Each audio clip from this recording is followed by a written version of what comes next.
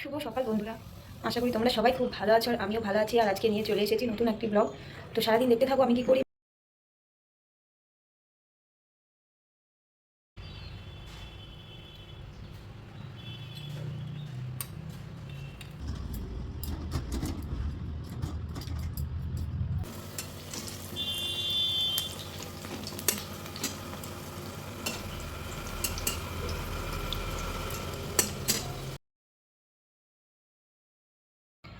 শুভ সকাল বন্ধুরা, আশা করি তোমরা সবাই খুব ভালো আছো আর আমিও ভালো আছি। আর আজকে নিয়ে চলে এসেছি নতুন একটি ব্লগ।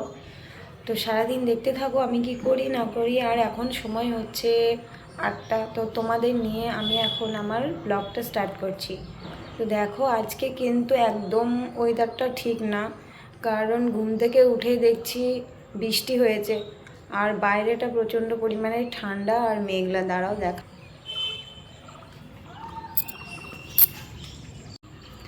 তো দেখতে পাচ্ছ আকাশের কি অবস্থা, চারিদিকে মেঘ মেঘ হয়ে আছে, জানি না আবার কখন বৃষ্টি চলে আসবে। তো চারিদিক কেমন থমথমে হয়ে আছে। আর সকালে যদি অনেকটা বৃষ্টি হয়েছে, কারণ ঘুম থেকে উঠেই আমি কিন্তু রাস্তাঘাটের দিকে তাকালাম, তো পুরো ভেজা ভেজা ঝিরঝির করে বৃষ্টি পড়ছিল। তো আজকে সারাদিন তো মনে হয় এরকমই বৃষ্টি যাবে।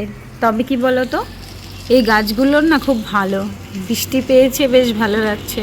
আর এই গাছগুলোই না প্রচুর পরিমাণে আম ধরেছে, তোমাদেরকে এক সময় দেখাবো। তো আমার কিন্তু সকালে ঘুম থেকে উঠে কোনো কাজ হয়নি, কারণ কালকে রাত্রে ঘুমাতে অনেকক্ষণ লেট হয়ে গেছে আর আজকে উঠতেও লেট হয়ে গেছে, যার জন্য কোনো কাজই আমি এখনও শুরু করতে পারিনি। তো দেখো ঘরের কি অবস্থা, তাই দেখো ঘরের কি অবস্থা, নোংরা হয়ে আছে। এগুলো সব পরিষ্কার করতে হবে। ছেলে পড়াশোনা করেছে, করে এটা আর তোলা হয়নি। তো চলো ঘর বাড়িগুলো কাজ টাজ সব কমপ্লিট করে নিই।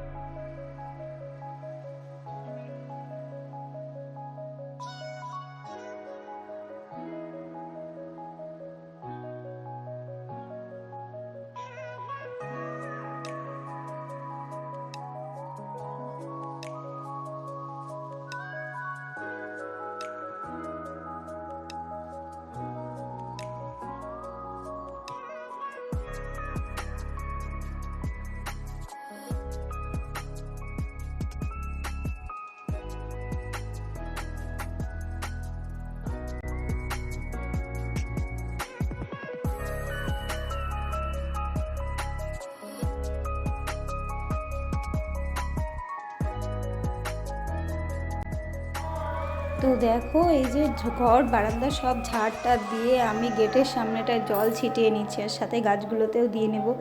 আসলে মেঘলা দিন যতই হোক, বৃষ্টি পড়ছে যদিও, তারপরেও গেটের সামনে জল না দিলে ঠিক ভালো লাগে না। তো এদিক ওইদিক করে আমি চারিদিকে জল ছিটিয়ে দিলাম।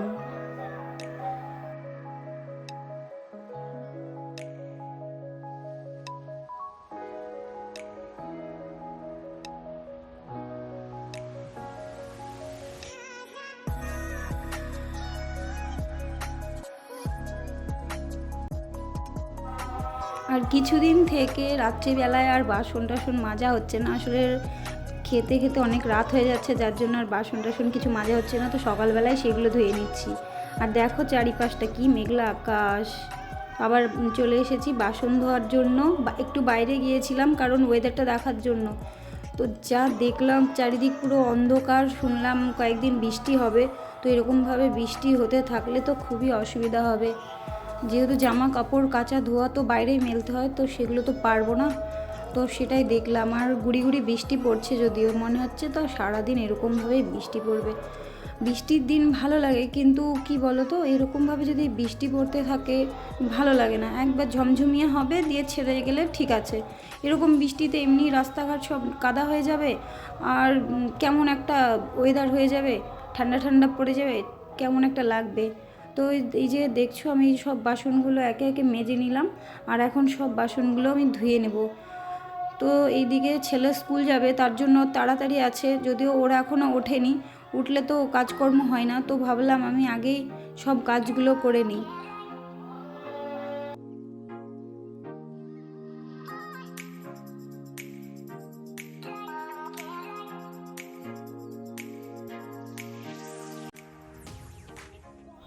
কাজ শেষ করে চলে এসেছি, এইদিকে হাত মুখ ধুয়েও চাটা বানিয়ে নিচ্ছি। আসলে সকালবেলায় আর একে তো চা খাই, তারপরে ধরো বৃষ্টির দিন, বুঝতেই পারছো, গরম গরম চা। আর এই যে দেখো বাইরে কি পরিমাণে হাওয়া হচ্ছে, সব হাওয়া এসে মনে হচ্ছে ঘরের মধ্যে ঢুকছে। প্রচণ্ড পরিমাণে হাওয়া হচ্ছিলো, আর তার সাথে ঝিরঝির করে বৃষ্টি পড়ছিল। তো এই যে চা করা কমপ্লিট, এখন চাটা আমি খেয়ে নেব, তারপরেই লেগে যাব বাদবাকি কাজে, যেহেতু ছেলের স্কুল থাকে। তো এই যে ছেলের জন্য একটা ডিম সিদ্ধ করে দিয়েছি, আর এদিকে ভাতটা প্রায় হয়ে গেছে। আর এই যে দেখছো এই ডালগুলো, এগুলো ভিজিয়ে রেখেছি, এগুলো দিয়ে আর একটু ঘন্ট বানাবো, আর কিছু বড়া বানাবো, মানে তেঁতুল লতি দিয়ে।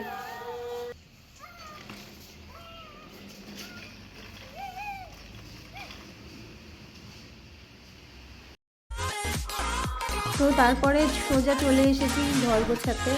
দেখলে ছেলে বাইরে খেলা করছিল, তো ওকে রেডি করিয়ে স্নান টান করিয়ে খাইয়ে দাইয়ে কিন্তু আমি স্কুলে পাঠিয়ে দিয়েছি।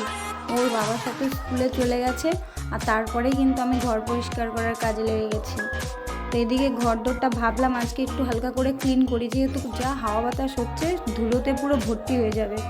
সেই জন্য আরও আমি ঝাড়টা দিয়ে নিলাম, দিয়ে যে বাদবাকি সব কাজগুলো করব, ঘরটা একটু পরিষ্কার করব।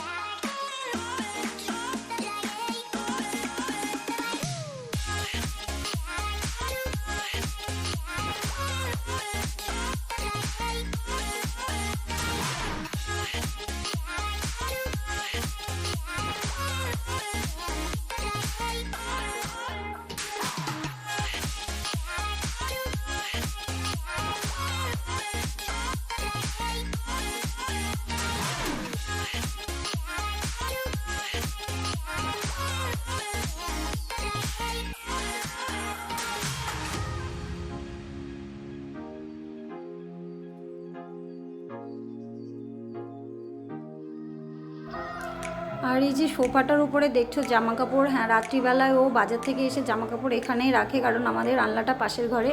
এই ঘরে জামা কাপড় রাখার কোনো সেরকম জায়গা নেই, তার জন্য সোফাটাকে সামনে পায়, আর সোফার উপরেই সবার জামা কাপড় বেশিরভাগ রাত্রিবেলাতে রেখে দেয়। তো সকালবেলায় যদিও আমি সব কিছু পরিষ্কার করে নিই ঝেড়ে টেরে, আর জামা কাপড় ঠিকঠাক জায়গায় রেখে আমি সব কিন্তু পরিষ্কার করে নিই। আর সারাদিন একটা বাচ্চা থাকলে বুঝতে পারছো, ঘরবাড়ি যতই আমি পরিষ্কার করি, ও স্কুল থেকে আসলে আবার কিন্তু ও এটা ওটা ফেলে কিন্তু নোংরা করে দেয়। তারপরেও অনেক সতর্ক, অনেক কিছু বলার পরে ধরো ও ভয় পায়, যার জন্য হালকা মানে কিছু জিনিস নেয় খেলে, আবার ও গুছিয়ে রাখে। মানে ওকে এটা বুঝিয়ে দিয়েছি যে যেটা নোংরা করবি সেটা আবার ঠিক গুছিয়ে রাখতে হয়, না হলে ও বকা খাবে, মার খাবে, তো ওর একটু ভয় থাকে। আর আমি দেখো এইদিকে প্রায় পরিষ্কার করে ফেলেছি, এখনও কিন্তু আমার স্নান হয়নি, রান্না কিছুই হয়নি। তো চলো ঘরবাড়িগুলো আগে সব পরিষ্কার করে নিই, তারপরে সব কিছু করবো।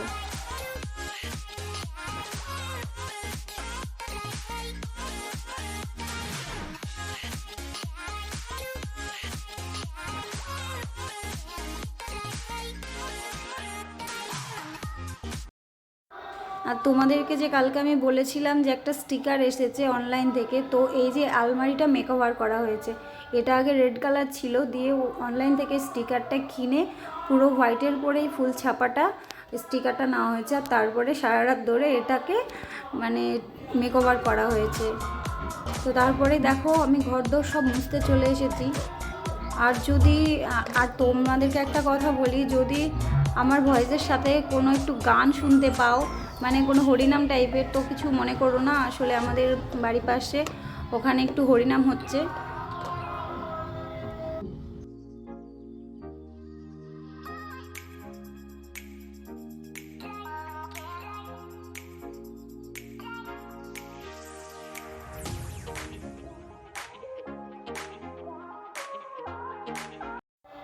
তো এই যে রোজ দিনের মতো কাজ কমপ্লিট করে স্নান করে চলে এসেছি, আর পুজোটাও কিন্তু আমার হয়ে গেছে। তো চলো এখন গিয়ে রান্নাবান্নার দিক দেখতে হবে। আর এই যে দেখো জামা কাপড়গুলো দেখছো, বাইরে একদমই কিন্তু মেলার মানে পরিস্থিতিই নেই, যেহেতু চারিদিক কালো অন্ধকার হয়ে আছে, আর বৃষ্টি তো অনবরত পড়ছে ঝিরঝির করে, যার জন্য বাইরে মেলতে পারিনি, তাই ঘরে রেখেছি। আর এই যে গাছটা, এখন এরা না বৃষ্টির জল পেয়েছে, এদের খুব আনন্দ, কিন্তু বেশ সতেজ হচ্ছে গাছগুলো। তো চলো, আর চলে এসেছি রান্নাঘরে। আজকে হবে সোয়াবিনের তরকারি, আর তো দেখলে একটা তেঁতো দিয়ে ঘন্ট করব, আর মুসুরির ডাল হবে, আর একটু বড়া বানানোর ইচ্ছা আছে। তো চলো রান্নাগুলো করে নিই।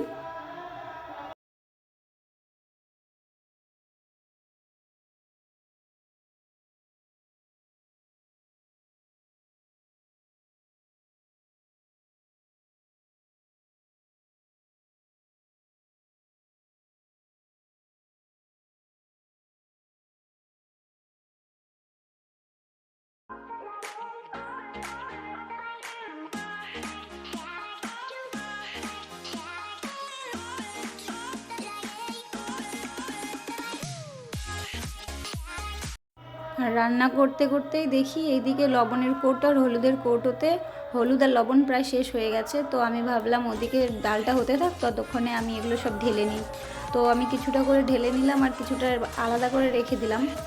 তো এবার লবণটা তো ঢালা হয়ে গেছে, এবার হলুদের কৌটো থেকে হলুদটাও আস্তে আস্তে আমি ঢেলে নেব। যেহেতু আমি পুরোটা ঢালি না, কিন্তু আমার যতটা লাগে আমি কিছুদিন চলার মতো আমি ঢালি, তারপরে কিন্তু আবার আমি রেখে দিই, তারপরে আবার যখন ফুরিয়ে যায় তখন ঢালি, কারণ কোথায় কি হাত লেগে পড়ে যায়, জিনিসগুলো নষ্ট হয়ে যাবে, যার জন্য আমি আস্তে আস্তে সব ঢেলে নিই। তো খিদে পেয়েছিল, তার মধ্যে একটু ছাতু শরবত করে কিন্তু আমি খেয়ে নিয়েছি, যেহেতু অনেকক্ষণ আগে সকালে খেয়েছি, তো খিদে পেয়েছিল। তো দেখো এদিকে রান্না কমপ্লিট, সব রান্না হয়ে গেছে। আর এটা ছিল ঘন্ট, আর যা যা বললাম সেই তরকারি। আর এই যে লাস্ট পর্যন্ত এটা হচ্ছে একটু পেঁয়াজ দিয়ে মুসুরির ডাল বেটে একটু লঙ্কা টঙ্কা দিয়ে একটু বড়া। তো এগুলো আমার ছেলে খেতে খুব ভালোবাসে, আর ওর বাবাও খায়, আর আমিও খাই, আমরা তিনজনই খুব ভালোবাসি। আর ওইদিকে কিছু বাসন পড়েছিল, সেগুলো ধুতে হবে। আর বাইরেটা বারবার দেখাচ্ছি, কারণ দেখো কি অবস্থা হয়ে আছে, চারিদিক অন্ধকার।